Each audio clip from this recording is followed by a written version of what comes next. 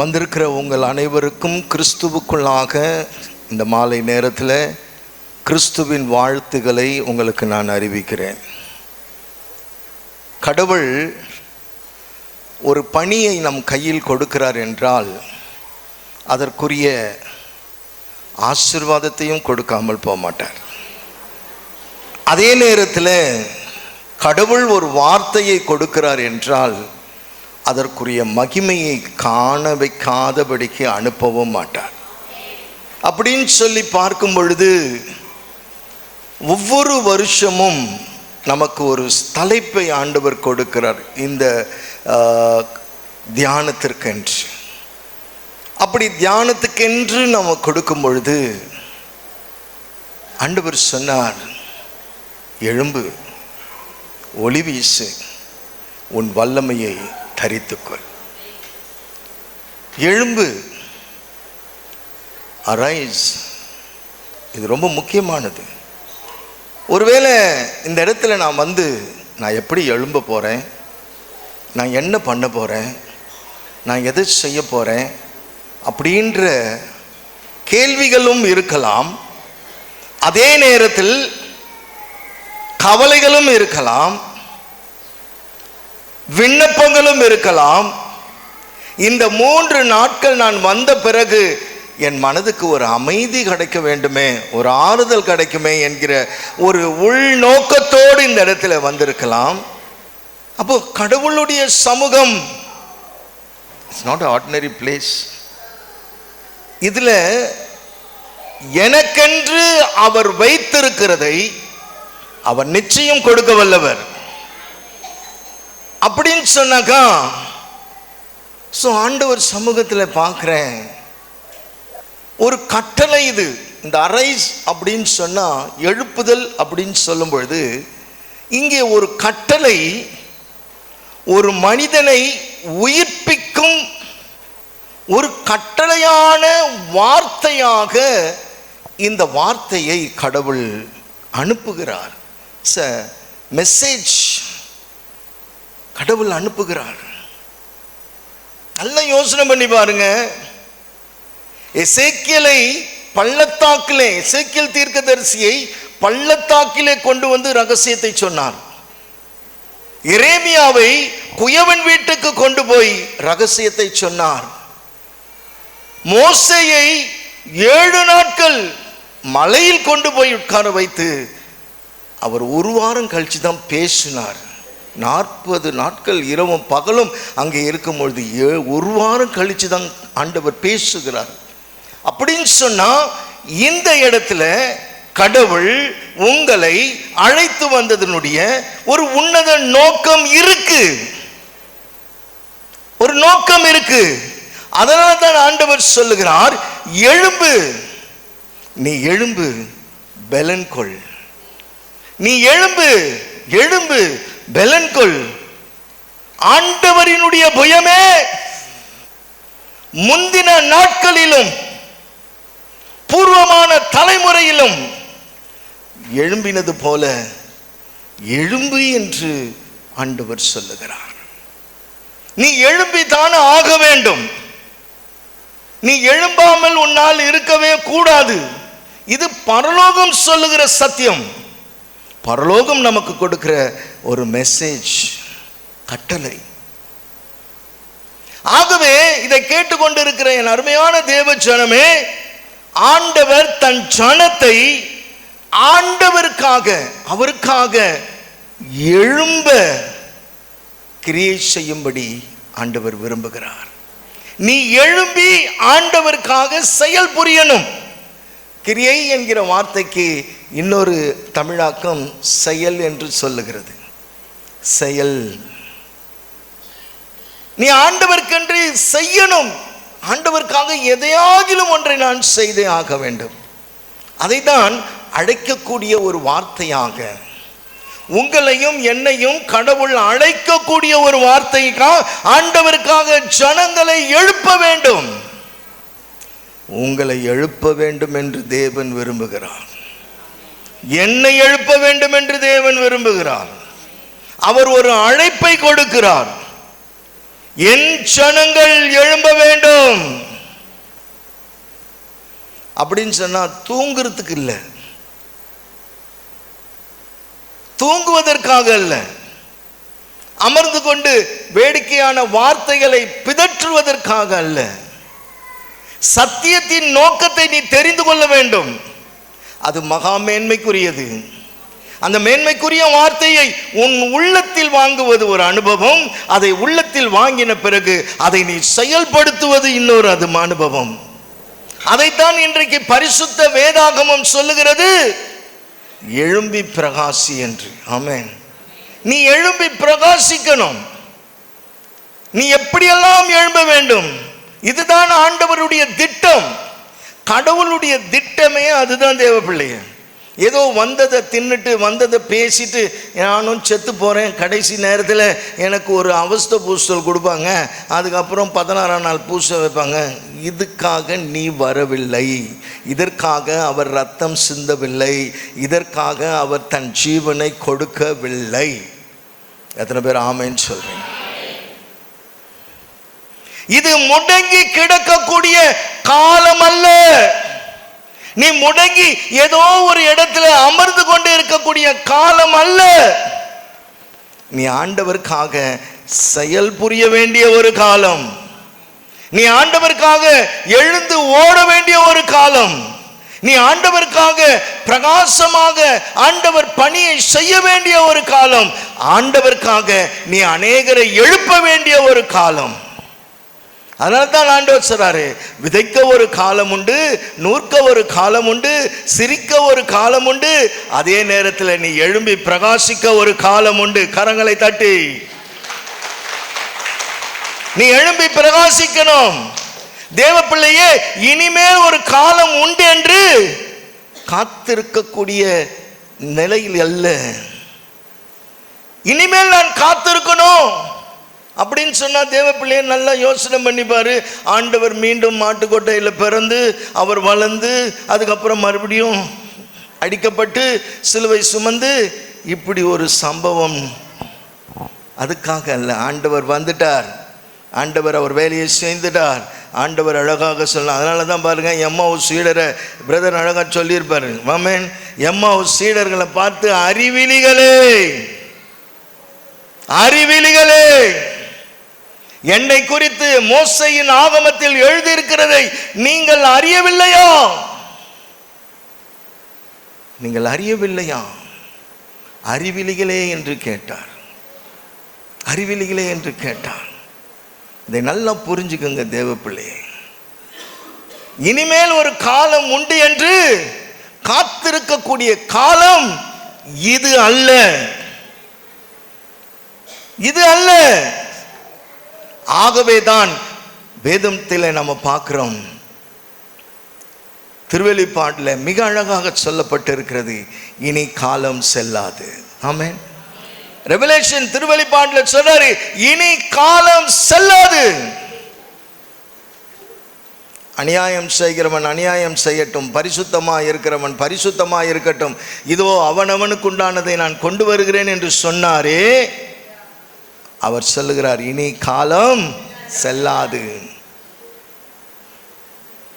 அப்ப இனி காலம் செல்லாது என்று சொல்லும் பொழுது நமக்கு இன்னும் கொஞ்ச காலம் தான் இருக்கிறது என்பதை ஏன் உணராமல் இருக்கிறோம்? இன்னும் கொஞ்ச காலம், இன்னும் கொஞ்ச காலம் தான் உண்டு என்று சொல்லப்பட்டு இருக்கிறதே. அதை நாம் விளங்கிக் கொள்ள வேண்டும் தேவ பிள்ளையே. நாம் அதை விளங்கிக் கொள்ள வேண்டும். அதை விளங்கிக் கொள்ள வேண்டிய அவசியம் நமக்கு இருக்கிறது. அல்லேலூயா. அதனால தான் வேதம் சொல்லுகிறது, அதை நாம் விளங்கிக் கொள்வது அவசியம். இன்னும் கொஞ்சம் காலம் என்பது அது உண்மையே. அந்த உண்மைக்கு சான்று பகர்கிறவர் அவர். உண்மையே அது வல்லமையாக செயல்பட வேண்டிய ஒரு காலம், வல்லமையாக செயல்பட வேண்டிய ஒரு காலம். அப்ப நான் எந்த இடத்துல நிற்கிறேன், எந்த இடத்துல இருக்கிறேன்? இதை நான் அமைத்துக் கொள்ள வேண்டிய சூழ்நிலையில் நான் வாழ்கிறேன். ஆமென். நான் தான் உருவாக்கி கொள்ள வேண்டும். ஏன்னா எனக்குரிய காரியம், எனக்குரிய அழைப்பு, அதை நான் தான் உருவாக்க வேண்டும். அப்ப அதை நான் உருவாக்க வேண்டும் என்றால் நாம் எழும்பி பிரகாசிக்க கடமைப்பட்டிருக்கிறோம். ஆமென். நான் எழும்பி பிரகாசிக்கணும், சும்மா கிடப்பதற்காக அல்ல, சும்மா இருக்கிறதுக்காக உங்களை அழைக்கல ஆண்டவர். நல்லா புரிஞ்சுக்கங்க, அநேகருக்கு நான் அழைப்பு கொடுத்தேன், அநேகர் இந்த செய்தி, இந்த அறிவிப்பை அநேகருக்கு போய் சேர்ந்தது. ஆனால் தெரிந்து கொள்ளப்பட்டவர்கள் அவருக்கு மாத்திரமே தெரியும். ஆமென். Praise the lord. இங்க வர்றதுக்கு நிறைய போராட்டங்கள், இங்க வர்றதுக்கு திடீர்னு ஒரு தலைவலி, திடீர்னு ஒரு பிரச்சனை, இப்படி எல்லாம் இருந்தது. ஒவ்வொருத்தரை குறித்தும் கடவுளுக்கு ஒரு மேலான திட்டம் இருக்கிறது. எத்தனை பேர் ஆமென் சொல்றீங்க? மேலான ஒரு திட்டம் இருக்கிறது. அது என்ன திட்டம்? நம்முடைய தேசம் இருளடைந்தது போல கிடக்கிறது. நம்முடைய தேசம் எப்படி இருக்கு? இருளடைந்து கிடக்கிறது.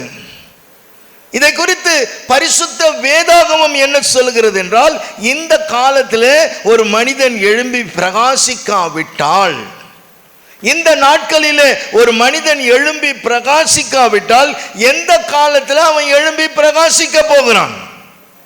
வேதத்தில் இன்னொரு வசனமும் இருக்கிறது. நீ உயிரோடு இருக்கும் பொழுது நீ ஆண்டவரை துதிக்காமல் பாதாளத்தில் போயா நீ ஆண்டவரை துதிப்பாய். ஒரு திட்டம் இருக்கிறது தேவ பிள்ளையே. திட்டம் இல்லாமல் திட்டம் தீட்டுகிறவர் அவர், செயல்படுத்தி நடத்துகிறவர் அவர். அப்படின்னு சொன்னா எந்த காலத்துல நாம போய் பிரகாசிக்க போறோம்? நீ இப்பொழுது எழும்பாவிட்டால், இந்த நேரத்தில் எழும்பாவிட்டால் நீ எப்ப எழும்புவ? ஏசாயா 60:1 சொல்றாரு, எழு, ஒளி வீசு, உன் ஒளி தோன்றி உள்ளது, ஆண்டவரின் மாட்சி உன்மேல் உதித்துள்ளது, உன்மேல் உதித்துள்ளது. அதாவது உன் மேல இருக்கிற ஒளியானது மற்றவர்களை போய் சந்திக்கணும், மற்றவர்களை சந்திக்கணும். நீ ஒரு வீட்டுக்கு போகிற, உன் மேல இருக்கிற ஒளி அந்த வீட்டுக்கு வெளிச்சத்தை கொடுத்துடணும், அங்க இருக்கிற இருளை வெளிச்சமாக்கணும். உன் மேல இருக்கிற ஒளி மற்றவங்ககிட்ட பேசும்பொழுது அவங்களுக்கு அந்த ஒளி வரணும், உன்னை பார்க்கும்பொழுது அந்த ஒளி வரணும். அதை தான் சொல்றாரு, உன்னுடைய ஒளியானது மற்றவர்களை போய் சந்திக்கும்படியாக, அடுத்தவங்களை போய் சந்திக்கணும், ஒவ்வொருத்தரும் நீ சந்திக்கணும். ஏன் சொன்னால் இது நீ ஆண்டவருக்காக எழும்ப வேண்டிய ஒரு காலம், நீ எழும்ப வேண்டிய ஒரு காலம். ஒருவேளை முந்தின நாட்களில் நீங்கள் ஆண்டவருக்காக எழும்பாமல் இருந்திருப்பீர்கள். ஆமென். வசனம் என்றால் என்னன்னு தெரியாது, அபிஷேகம் என்றால் என்னன்னு தெரிஞ்சிருக்காது, வெளிப்பாடு என்றால் என்னன்னு தெரியிருக்காது, வேத வசனம் என்றால் எதுன்னு தெரிஞ்சிருக்காது. முந்தைய காலத்தில் மனம் போன போக்கில் நாம் வாழ்ந்திருப்போம். கடமைக்கு ஒரு ஆலய வழிபாடு, கடமைக்கு ஒரு ஆராதனை, கடமைக்காக ஒரு சண்டே சர்வீஸ், இதுதான் உங்களுடைய முந்தைய வாழ்க்கை. ஆமென். Praise the lord. முந்தைய வாழ்க்கையிலே உன்னால எந்த இடத்திலும் எழும்ப முடியாத ஒரு சூழ்நிலை. நல்லா புரிஞ்சுங்க, இந்த நாட்களிலே எப்படிப்பட்ட ஒரு சூழ்நிலைகள் இடையே உங்களுக்கு அதிகமாக வந்திருக்கலாம். ஆமென். நிறைய நேரங்களில் ஜெபிக்க முடியாதபடி, நிறைய நேரங்களில் வேத வாசிக்க முடியாது, பலவிதமான கால நிலைகள் அல்லது உங்களுடைய வாழ்க்கையினுடைய தன்மைகள் வித்தியாசமான பயணத்தில் உன்னை கொண்டு போயிருக்கும். வித்தியாசமான ஒரு பயணம்.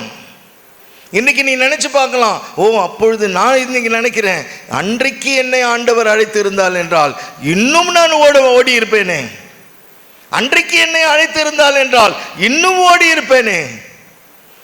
ஆனா அவருக்கு தெரியும், ஒரு காலத்தை அவர் வைத்தார். சில சூழ்நிலைகள், வித்தியாசமான பயணத்தில் நாம் போய்கொண்டிருக்கக்கூடிய சூழ்நிலை இருந்திருக்கலாம். ஆண்டவருக்காக நீ பிரகாசிக்கின்ற தன்மை எழும்பி கிரியை செய்ய முடியாதபடி கூட உன்னுடைய பலகீனமோ, உன்னுடைய சோர்வோ, உன்னுடைய சூழ்நிலையோ, உன்னுடைய குடும்ப பிரச்சனைகளோ இது இப்படியாக உன்னை நடத்தி சென்றிருக்கும். இப்படியாக நடத்தி சென்றிருக்கும். அது ஒருவேளை குறைந்து போய் கூட இருந்திருக்கும். ஒண்ணுமே தெரியாது, ஒன்றுமே இல்லை, ஒரு காலி பாத்திரமாக, காலி பாத்திரமாக.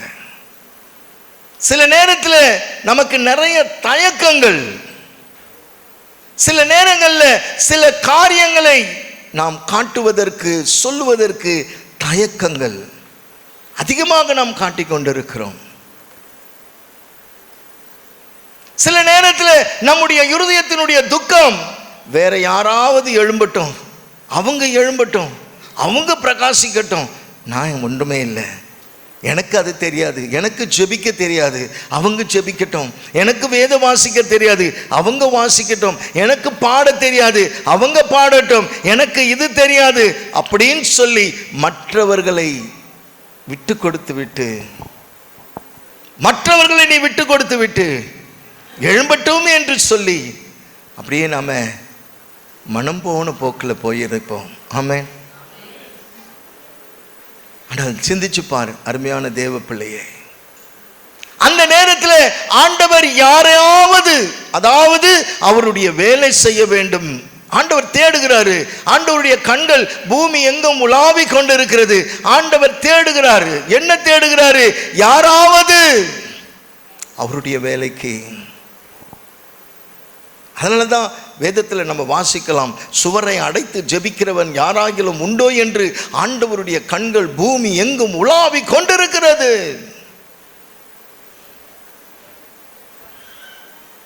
அப்படி அவர் யாரையாவது தேடிக்கிட்டு இருக்கும் பொழுது அவர் யாரையாவது எழுப்பி விட்டுடுவார். ஆமென். Praise the Lord. அவர் எழுப்பி விட்டுடுவார். நல்லா புரிஞ்சுக்கங்க. ஆடு மேய்த்திருந்தவனை எழுப்பினார், கழுதையை தேடி போனவனை எழுப்பி விட்டார், திக்கு நாவும் மந்த வாயுமாய் உள்ளவனை ஆண்டவர் எழுப்பினார், கிறிஸ்துவுக்காக விரோதமாய் வந்தவனை ஆண்டவர் எழுப்பினார். உன்னை எழுப்ப அவருக்கு லேசான காரியம். உன்னையும் என்னையும் அவர் எழுப்புவதற்கு லேசான காரியம். இதை நல்லா புரிந்து கொள்ளுங்க. இது விசுவாசிக்கு மாத்திரம் அல்ல. ஐயோ நான் விசுவாசியா இருக்கிறேனே. ஆண்டவர் சீடர்களை பார்த்து என்ன சொன்னாரு? நீங்கள் உலகம் எங்கும் சென்று அநேகரை சீடராக்குங்கள் என்று சொன்னார். ஆண்டவர் சொன்ன வார்த்தை என்ன? அநேகரை சீடராக்குங்க, அநேகரை சீடராக்குங்க. விசுவாசிகளாக்க சொல்லவே இல்லை ஆண்டவர். ஆனால் நீ விசுவாசியா இருந்தாலும் சரி, ஊழியக்காரனாய் இருந்தாலும் சரி, நல்லா புரிஞ்சுங்க, ஊழியக்காரனாய் இருந்தாலும் சரி, நீ எழும்ப வேண்டிய ஒரு காலம் இதுதான்.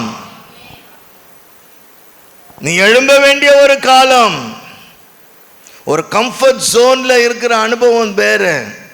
தாவீதை நீங்க பார்த்தீங்கன்னு சொன்னா, தாவீது ஒரு கம்ஃபர்ட் ஜோன்ல இருந்தான். இவ்வளவு பேர் இருந்தா போதும், ஆண்டவர் அவனை அங்கிருந்து கொண்டு வந்தார். சித்லாக்ல இருக்கிற வரைக்கும் தாவீதால எழும்ப முடியல. சித்லாக்ல இருந்த வரைக்கும் தாவீதால எழும்பவே முடியல. ஏன் எழும்ப முடியல? இந்த கம்ஃபர்ட் ஜோன் அவனுக்கு இருந்துச்சு. இவ்வளவு பேர் இருந்தாங்க. ஆண்டவர் பார்த்தார், அங்க ஒரு குழப்பத்தை உண்டு பண்ணினார். அங்கிருந்து அழகாக அவனை எப்ரோனுக்கு கொண்டு வருகிறார். அங்க இருந்த வரைக்கும் இஸ் ஆர்டினரி தாவீது. ஒரு சாதாரண தாவீதை எப்ரோனுக்கு கொண்டு வரும்போது ராஜாவாகிய தாவீது என்று பெயரை எழுப்பினாரே. யார் இந்த தாவீது?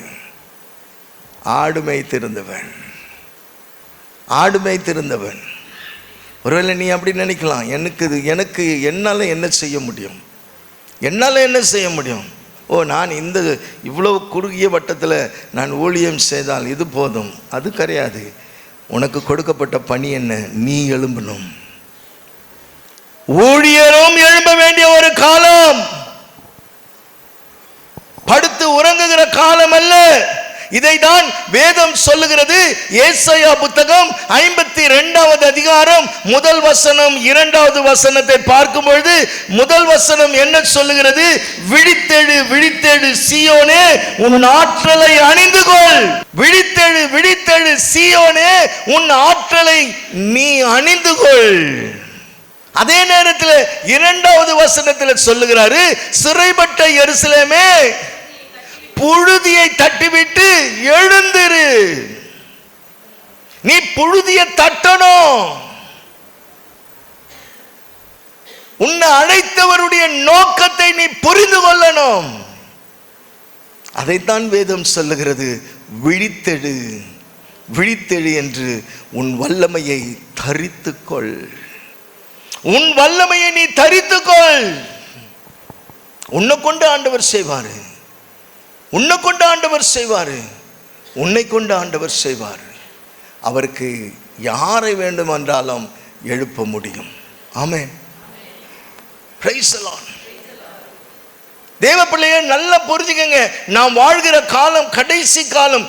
இந்த காலத்தில் நாம் எழும்ப வேண்டும். எனக்குள்ள இருக்கிற ஆவியானவர் இந்த இடத்துல வந்துட்டு வெறுமையாய் போக விரும்ப மாட்டார். எனக்குள்ள இருக்கிற ஆவியானவர் இந்த இடத்துல உன்னை அழைத்திருக்கிறவர் சாதாரணமாக உன்னை அனுப்ப அவர் விரும்ப மாட்டார். இது எழும்ப வேண்டிய காலம். நாம் சும்மாவே இருக்கக்கூடாது. தேவ பிள்ளையே, நான் சும்மா இருக்கவே கூடாது.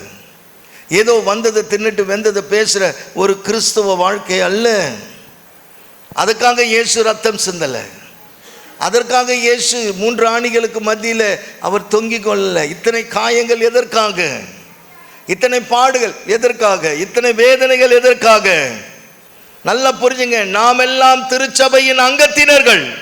எத்தனை பேர் ஆமென் சொல்றீங்க? நாம் எல்லாம் திருச்சபையின் அங்கத்தினராக இருக்கிறோம். இதை நல்லா புரிஞ்சுக்கணும். ஏதோ ஒரு வாழ்வுக்கோ அல்லது சாவுக்கோ நாம் அங்கத்தினராக இருக்கக்கூடாது. தேவ பிள்ளையே, ஆண்டவருடைய வீட்டில் நீ ஒரு குமாரனாக இருக்கலாம்.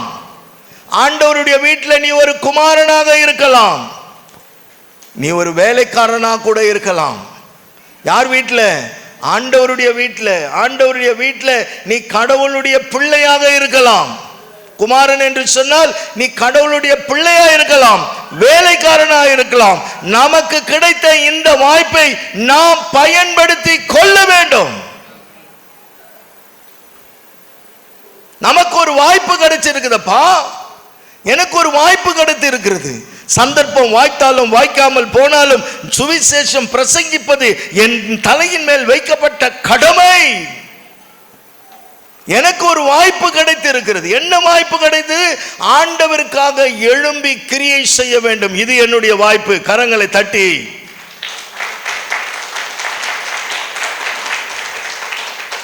அதுவே ஆண்டவருடைய வார்த்தை. அந்த வார்த்தையில நீ எழும்ப வேண்டும். அதைத்தான் வேதம் சுட்டி காட்டுகிறது. அதைத்தான் பரிசுத்த வேதாகமம் நமக்கு சுட்டி காட்டுகிறது. நீ ஆண்டவருக்காக எழும்பும் பொழுது நீ ஒரு பலன் கொள்வாய். சாதாரண பலன் அல்ல, காண்டா மிருகத்துக்கு ஒத்த பலனை நீ பெற்றுக்கொள்வாய். ஆண்டவருக்காக நீ எழும்பும் பொழுது, ஆண்டவருக்காக எழும்பி நிற்கும் பொழுது நீ சும்மா எழும்பி விடக்கூடாது. ஏனோ தானோ என்று ஆண்டவர் சொல்லவில்லை.